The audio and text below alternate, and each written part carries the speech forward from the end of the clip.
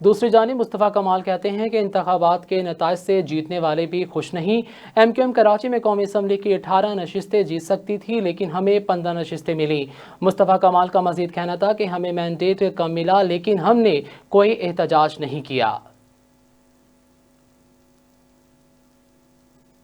2018 की तरह होते RTS सिस्टम को बंद करके और पोलिंग एजेंट्स को निकाल के 9:15 बजे सारे पोलिंग एजेंट्स को निकाल दिया गया था 2018 में, और गिनती भी उनके सामने नहीं हुई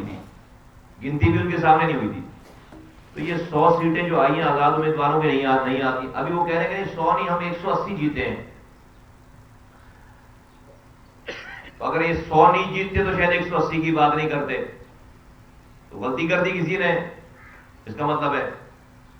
दूसरी बात ये कि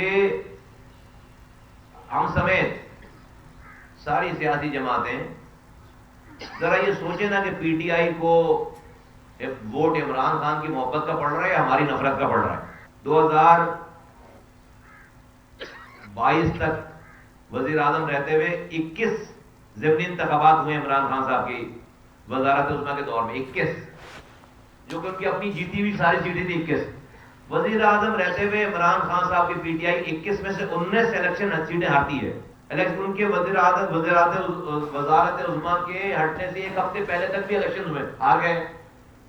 तो अगर इमरान खान साहब की कारकर्दगी का, PTI की मोहब्बत का, इमरान खान की मोहब्बत का वोट होता तो 21 की 21 सीटें जीतते। उसके बाद उनको देखकर इमरान खान साहब के लिए लोगों की फीलिंग बढ़ी है। भाई हकीकत तो यही है। तो ये उनकी मोहब्बत का नहीं है, बहुत सालों की नफरत का वोट उनको पड़ रहा है। तो पता ये चलता है कि पाकिस्तान के लोग, पाकिस्तान की तमाम सियासी जमातों जो कि हुकूमतों में रही हैं 30-30 सालों तक, उनकी कारकर्दगी से इतनी नाला हो गई हैं कि उन्होंने जिद में जो है वो उनके पास इमरान खान की शक्ल में एक हथियार आ गया है PTI की शक्ल में, और वो 5 साल आप उनको बेवकूफ बनाते हैं, वो कुछ नहीं कहते, और एक दिन आपको वोट डालते हैं वो आपके खिलाफ, तो वो अपनी जिद में डाल दें वोट।